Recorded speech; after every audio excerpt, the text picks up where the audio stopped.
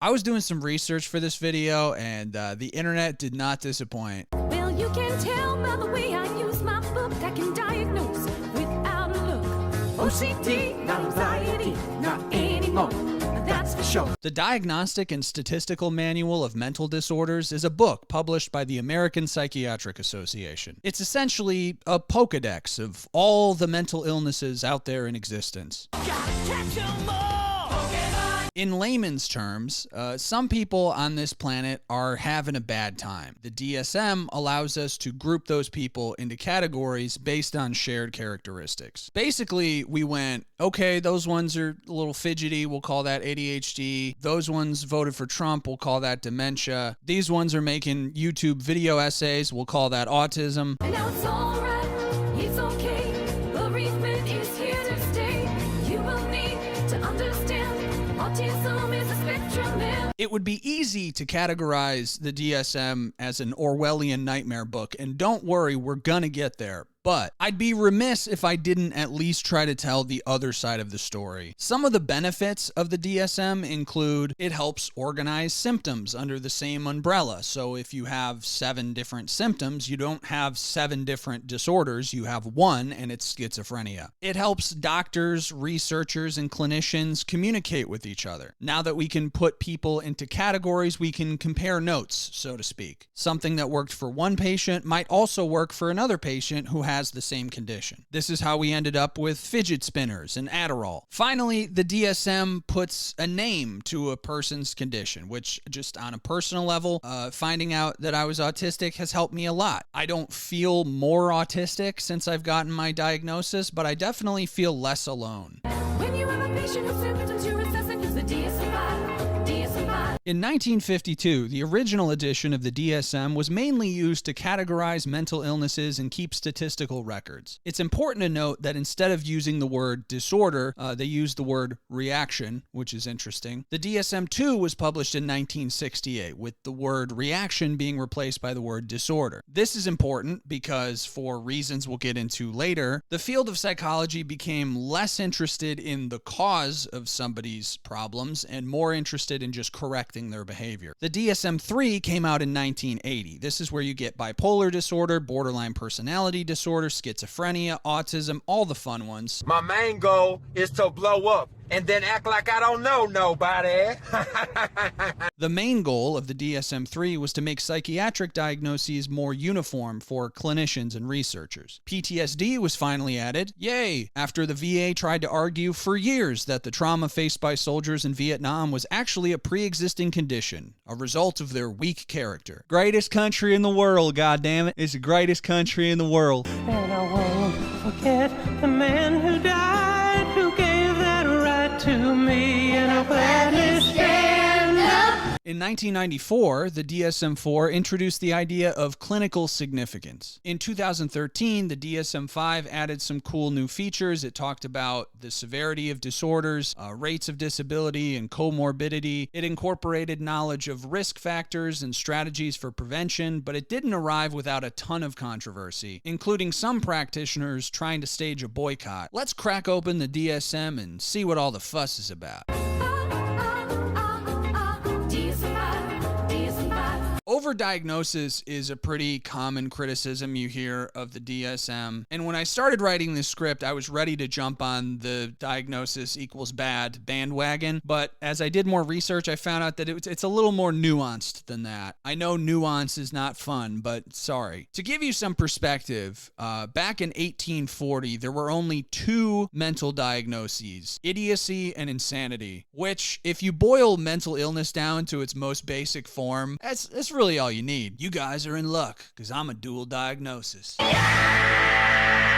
By 1880, we were up to 7 categories. By 1917, we had 22. These are rookie numbers compared to the DSM. The DSM listed 106 disorders, a number that jumped to almost 300 by the 4th and 5th edition. Part of the reason for the increase is that we've just improved our understanding of mental health. We've gotten better at creating subcategories within categories that better represent what a patient is going through. On the other hand, doesn't Doesn't 300 seem like a lot? Things like prolonged grief disorder, unspecified mood disorder, stimulant-induced mild neurocognitive disorder. It kind of seems like we're just splitting hairs here. Like at a certain point, it doesn't really matter what you call the disorder if you're just going to take an individualized approach anyway. I realize a lot of doctors don't do that. I'm just not sure what utility all these labels actually have. The conspiracy theory that you hear is, well, they made up all these disorders so they could sell more pills. I found that it's a little more complicated than that, but having more ways to pathologize someone certainly doesn't hurt their bottom line. The other criticism that you hear a lot is that they've lowered the diagnostic criteria to make more people qualify for things like ADHD and depression. I found slightly more evidence of this, but we have to keep in mind that getting diagnosed is sometimes a person's only way at actually getting the help that they need. So by lowering the criteria, you're potentially helping more people, but then you may misdiagnose more people, which is potentially hurting more people. It's all very convoluted. Take gender dysphoria, for example. A lot of trans people are upset that it's included in the DSM at all because that insinuates that being trans is a mental disorder in the same way that being gay used to be considered a mental disorder. However, if it wasn't included in the DSM-5, there's no way in hell the insurance companies would pay for gender-affirming care. So sometimes diagnosing people is a way to protect them. It really depends on the person's situation. Like, I'm sure there's a lot of conservatives out there who are also mad that gender dysphoria is included in the DSM, but for a completely different reason, because they don't want their hard-earned money going to something they see as sinful and wrong. It's weird because you hear criticism from both sides. The left doesn't like the overdiagnosing because it pathologizes people. The right doesn't like the overdiagnosing because, I don't know, they just don't trust doctors and they fucking think you're just supposed to power through it. But in the DSM's defense, the DSM doesn't diagnose anybody. It's just diagnostic criteria that is up to the discretion of the doctors to implement. Some doctors care more than others. Some stay up to date with research more than others. Some see your suffering as a way to make a quick buck. It would be impossible to generalize and say all doctors are bad, all pills are bad, all diagnoses are bad, all therapists are bad. I think you believe that at your own peril. Like in the same way that a politician who fights against gay rights is like 40% more likely to be caught snorting meth in a hotel room with a gay prostitute, I find that a lot of the people who just outright dismiss therapy are the people who need it the most. So take all of this with a grain of salt. It seems to me that a person's opinion of the DSM is really just based on whether or not it gives them the thing that they want. You have so many people grabbing at it from different angles. Pharmaceutical companies, insurance companies, researchers, therapists, patients. I'm sure you can guess which group gets their way more often than not.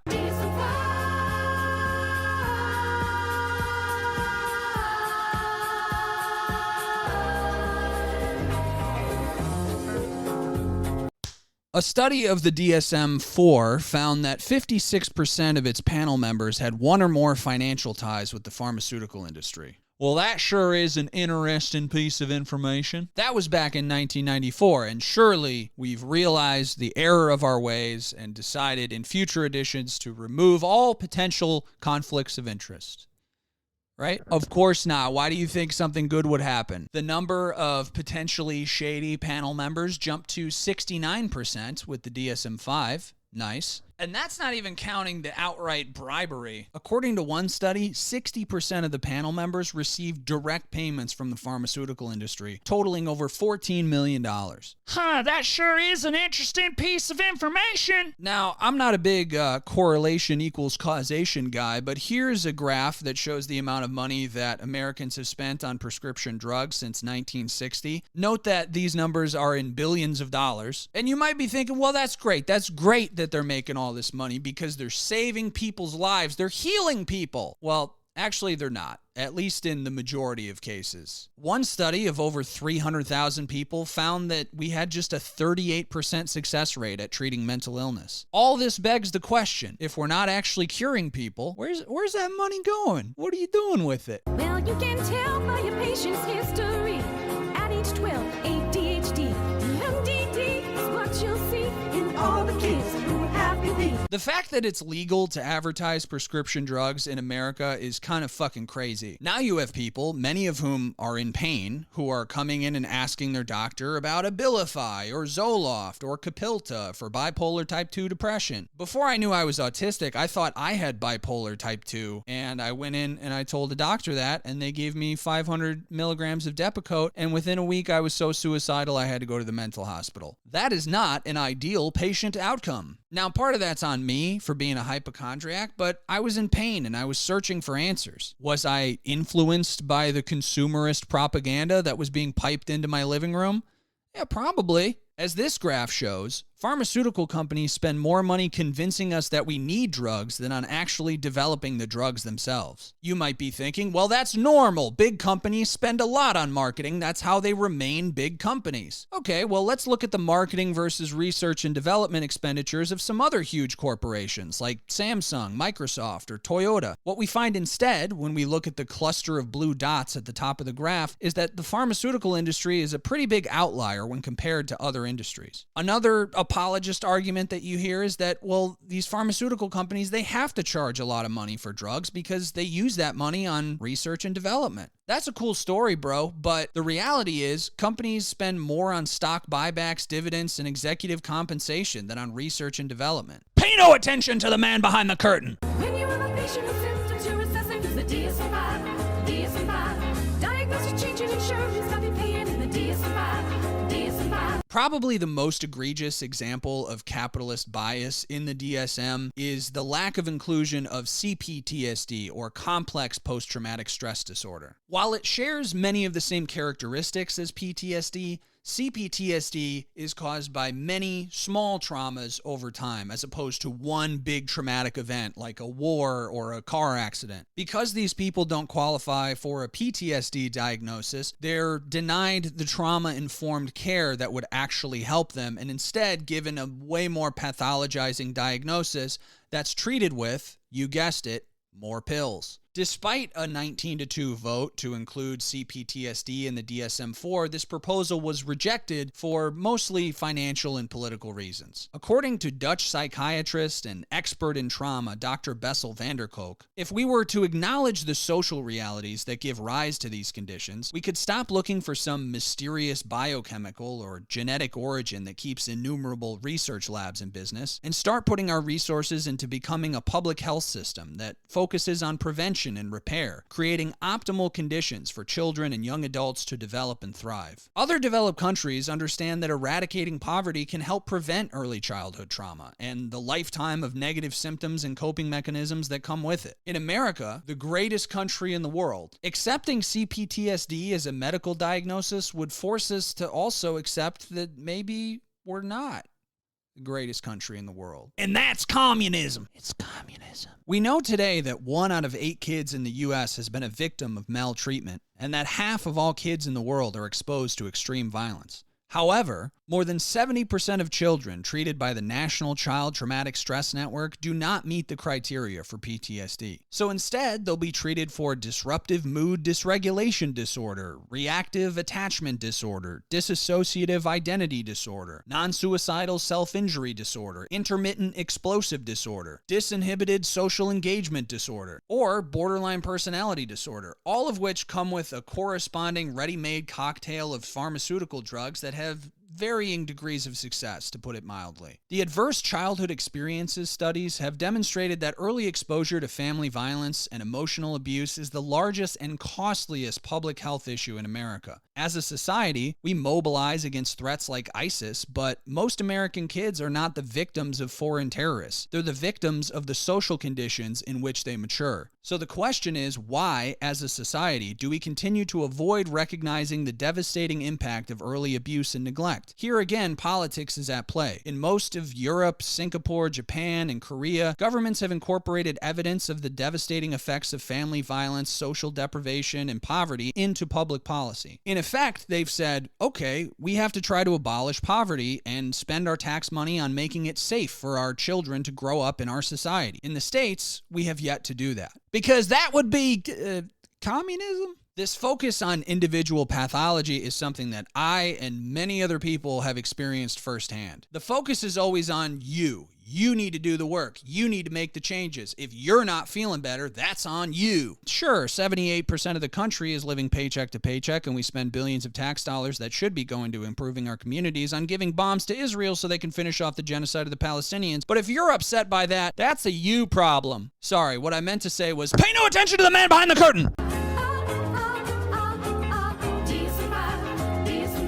This isn't a criticism of the DSM per se. This is more a criticism of how it's implemented. Let me just paint a scenario for you. Imagine you've never been to therapy before, but then suddenly, out of nowhere, your pet goldfish, Bubbles, suffers a tragic drowning accident. Every time you look at that empty fish tank, you feel an all-consuming emptiness in your heart that weighs on you with the density of 1,000 black holes. So, you go to therapy. Your therapist asks you some background questions. Do you have any other health problems? Are you on any medication? Do you have a family history of mental illness? What's your favorite anime? Shit like that. Well, guess what? After that hour of mostly accumulating background information, your therapist is required by the insurance company to diagnose you with a disorder. After knowing you for a fucking hour, they're supposed to page through the DSM and decide on a diagnosis, because if they don't, the insurance company won't cover your sessions. This is not a good system. When my therapist explained this to me, I was shocked. I was like, what did you put for me? And she was like, I don't know. I just put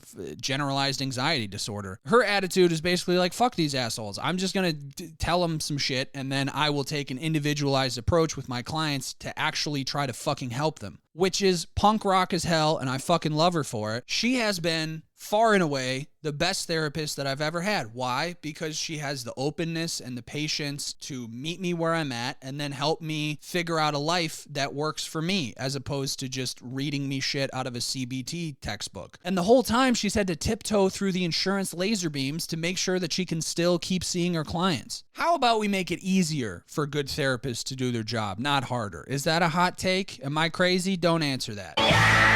As Dr. Vander Kolk writes, too often we label our patients with the diagnoses that are in line with what the insurance companies will reimburse us for, rather than what's actually going on. We've become slaves to the insurance companies, and until we start dealing with the politics of mental health care today, we're stuck.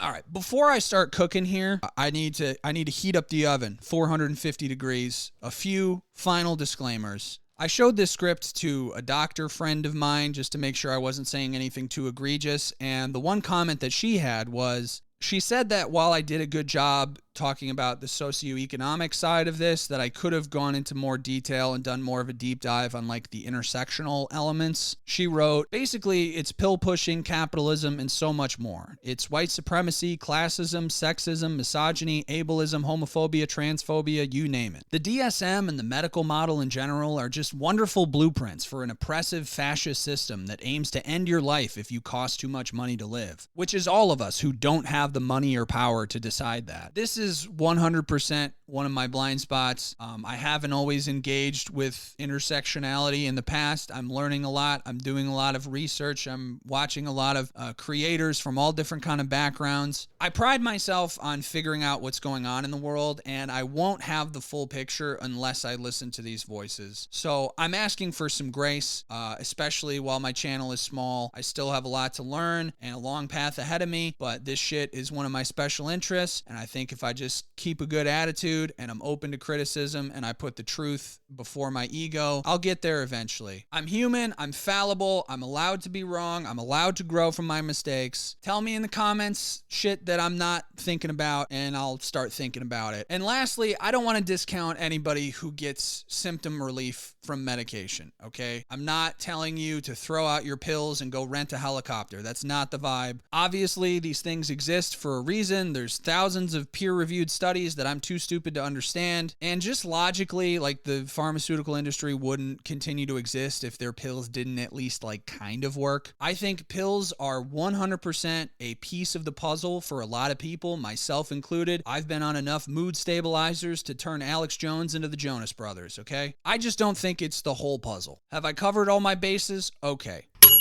Like it or not, the pressure of capitalism, of being forced to exist in an ever-evolving, hyper-competitive society where the penalty for being at the bottom is homelessness and death, that's too much for a lot of people. And so they start having a bad time. And that's why we invented the DSM in the first place. We could decide to put our heads together to design a society that doesn't completely destroy our collective mental health, but every single day we don't do that. Instead, we sit back and passively accept a broken system that punches us in the face and then sells us a tissue. It's pretty clear to me, as somebody who's been going to therapy on and off for 15 years, that the system isn't designed to heal us. It's designed to keep us productive. To hell with our inner experience, so long as we keep showing up to that job. And we have to keep showing up too, because if we don't, then we'll lose our job, which means we'll lose our insurance, which means we'll lose our pills, which means we'll have to go back to the scary place. We're in a textbook abusive relationship with capitalism. We have to do what the system says, otherwise it's going to hurt us again.